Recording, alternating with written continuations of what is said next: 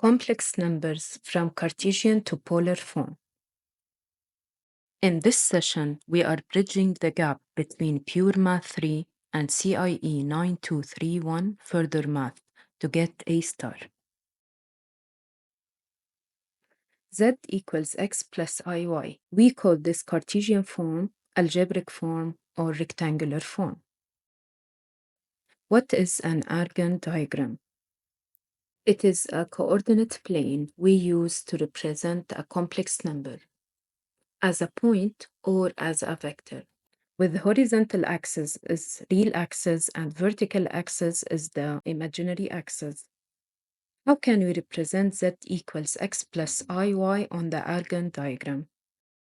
We have two ways. First, by a point, simply plot x and y, or by a vector.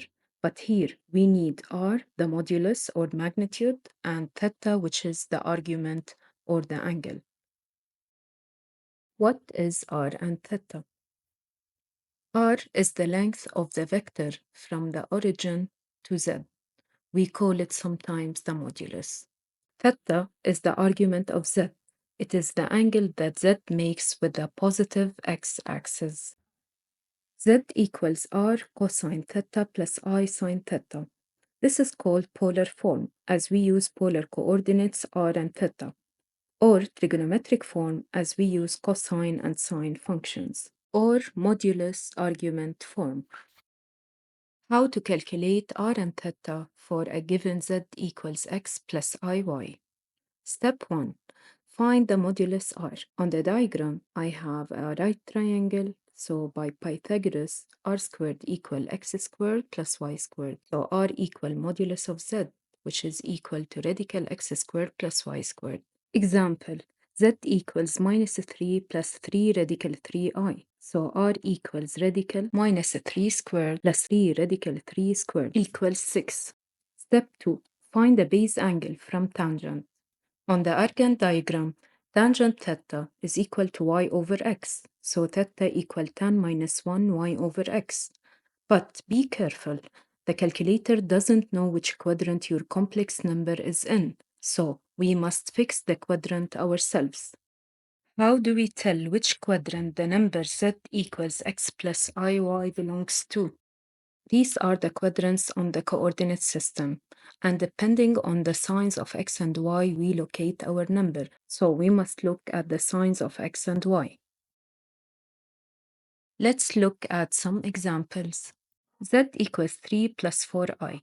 Both x and y are positive, so z belongs to quadrant 1. Z equals minus 2 plus 5i. X is negative, y is positive, so z belongs to quadrant 2. Z equals minus 4 minus 3i, both are negative, so z belongs to quadrant 3. Z equals 5 minus 2i, x is positive, y is negative, so z belongs to quadrant 4. Now, how to put the angle in the correct quadrant and how to change it depending on the interval we use. We will use one of the two intervals for theta, 0 to pi, or minus pi pi. This one is used for the principal argument, and we will discuss this later. Note, the quadrant is determined by signs of x and y. The interval just tells us which name for the angle we keep. Case 1, where theta belongs to 0 to pi. Note that the calculator gives us the angles in quadrants 1 and 4 only. So for quadrants 2 and 3, we need to adjust by adding pi. If the number is in the first quadrant, z equals 3 plus 4i, then theta is tan minus 1 4 over 3, which is 0.972 radians. Theta and z are in the same quadrant, quadrant 1.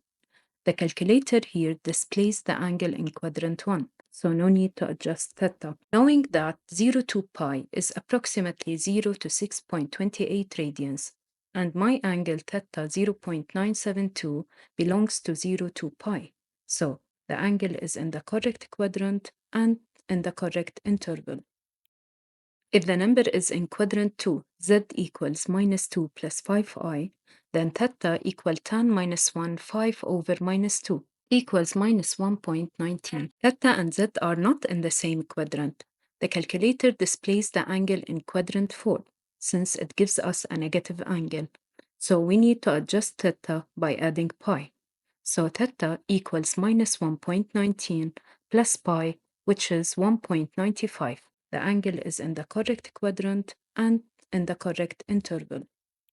If the number is in quadrant 3, z equals minus 4 minus 3i, so theta equal tan minus 1 minus 3 over minus 4, which is 0.644. Theta and z are not in the same quadrant. The calculator here displays the answer in quadrant 1, since it gives us a positive number. We need to adjust theta by adding pi.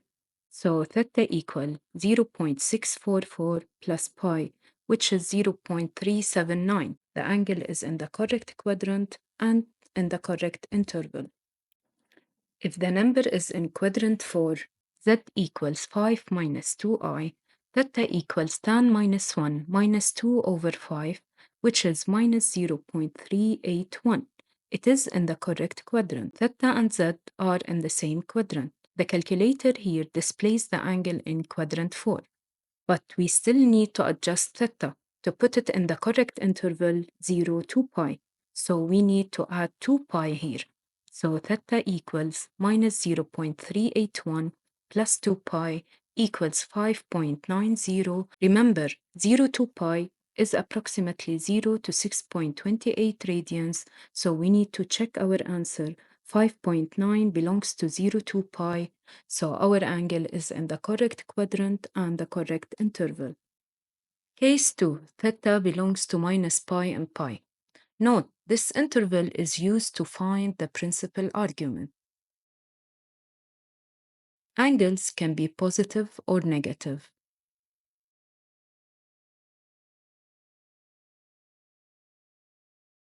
Angles between 0 and pi go through quadrants 1 and 2. Angles between minus pi and 0 go through quadrants 3 and 4.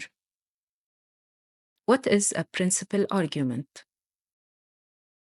Any complex number z equals x plus iy has a unique r modulus and infinitely many arguments theta. Once we find one angle theta that works, then all the angles theta plus 2k pi also work. So when I say the argument of z, which one do I mean? To avoid confusion, we agree to choose one special angle for each complex number. We call it the principal argument. We write it as argument of z. It's a unique angle and it belongs to minus pi pi. So theta plus 2k pi is an argument of z, but exactly one of them lies between minus pi and pi, and that one is called the principal argument. Note on notation. In many university pure math texts, there's a difference between argument of z and argument of z. Argument of z lowercase means any argument of z, theta plus 2k pi, while argument of z uppercase means the principal argument belongs to minus pi and pi. Always check which notation your book used. Let's go back to case 2. Theta belongs to minus pi and pi. First, minus pi and pi is approximately minus 3.14 and 3.14 radians. So if z is 3 plus 4i, then theta is tan minus 1 4 over 3, which is 0.927. Then theta and z belongs to the same quadrant. And 0.927 belongs to minus pi and pi. So here my angle belongs to the correct quadrant and correct interval. No need to adjust. If z is in the second quadrant, z equals minus 2 plus 5i, then theta is tan minus 1 5 over minus 2, which is minus 1.19. Z and theta belongs to different quadrants. So adjust theta to correct quadrant by adding pi. So theta is minus 1.19 plus pi equals 1.95. Also, theta equals 1.95 belongs to the interval minus pi and pi. So theta is in the correct interval as well. If z is in the third quadrant, z equals minus 4 minus 3i, then theta equals tan minus 1 minus 3 over minus 4 equals 0.644. Z and theta belongs to different quadrants, so we adjust theta by adding pi. So theta is 0.644 plus pi equals 3.79. We still need to put theta in the correct interval, so minus 2 pi. Theta equals 3.79 minus 2 pi equals minus 2.5. This belongs to minus pi and pi. If z is in the fourth quadrant, z equals 2 minus 5i, then theta equals tan minus 1 minus 5 over 2 equals minus 1.19. Here, theta and z are in the same quadrant. Now let's do the interval check. We still need to check if theta belongs to minus pi and pi. Since theta equals minus 1.19, this belongs to minus pi and pi. So the angle is in the correct quadrant and in the correct interval. Next step, an exam prep resources. If you want to be fully exam ready, I've put everything from this lesson into a downloadable pack. You get a PDF with all the notes and a star cheat sheet, plus my other further math resources. Just use the link in the description, themathcycles.gumroad.com, and look for the Cartesian to Polar Exam Prep Pack.